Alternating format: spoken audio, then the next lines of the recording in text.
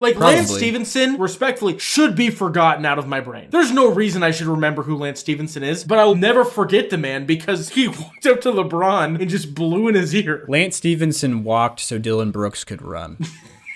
That's one. Dillon Brooks and LeBron. Yeah, that's one. There's now. a rivalry. Dillon Brooks also, and everybody. Dillon Brooks has made this Rockets team, like, he's part of why their team works. Oh, yeah, for sure. A big part. I just did not envision Dillon Brooks getting just overpaid for what he is as a basketball player, but what he did culturally for a bunch of young guys was so good. He's also been a lot better at shot. I don't want to say shot selection. He's been making. He's not been as brain dead of like, oh, I've got Ja Morant. Shout out to Ja, first game back, still be shooting splash. Yeah. Game winner, buzzer beater for those that did not know what happened on yesterday evening. It was his first game back, wasn't it? Yeah. But anyways, Dillon Brooks, you were saying. Yeah, he just is like, I feel like, I don't want to say his shot selection has gotten better. He just like, no, I think he's more aware of like what's going on and he makes more of the shots that feel wrong. I think it's mainly coaching. Like, I think his shot selection definitely has gotten better, but I think the difference between Taylor Jenkins, which is a great head coach. I love Taylor Jenkins as a coach. I'm not taking anything away from him, but his style is much more like green light, shoot or shoot type of thing. Like, go have it.